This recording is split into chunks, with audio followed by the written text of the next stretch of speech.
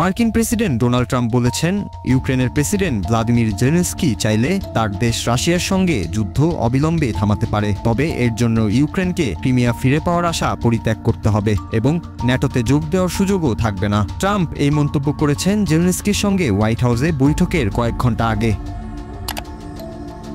ট্রাম্পের সঙ্গে বৈঠকে যোগ দিতে জেলেনস্কি যুক্তরাষ্ট্রে পৌঁছেছেন। নিরাপত্তা নিশ্চিত করার জন্য তিনি আবারও মিত্রদের সহযোগিতা চেয়েছেন। এবার তিনি একা নন, তার সঙ্গে ইউরোপীয় নেতারাও আলোচনায় অংশ নেবেন। ন্যাটোর মহাসচিব, যুক্তরাজ্যের প্রধানমন্ত্রী এবং অন্যান্য গুরুত্বপূর্ণ ইউরোপীয় নেতারা ইউক্রেন রাশিয়া যুদ্ধ বন্ধে আলোচনায় বসবেন।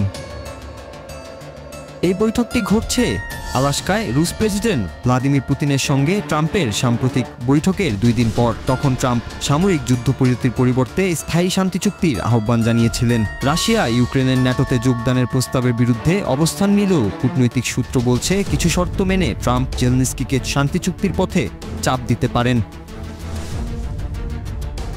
তবে মার্কিন পররাষ্ট্রমন্ত্রী মার্কো রুবিও এটিকে মিডিয়ার গালগল্প হিসেবে খণ্ডন করেছেন। এবার ন্যাটো নেতারা নিশ্চিত করতে চাইছেন যে গত ফেব্রুয়ারির মতো উত্তপ্ত আলোচনা আর না ঘটুক। এই বৈঠক বিশ্বকে দেখাবে কিভাবে রাজনৈতিক কৌশল এবং কূটনৈতিক সমঝোতা মিলিয়ে ইউক্রেন রাশিয়া যুদ্ধে শান্তির সম্ভাবনা তৈরি করা যেতে পারে। Nur Raju, Bangla TV news desk.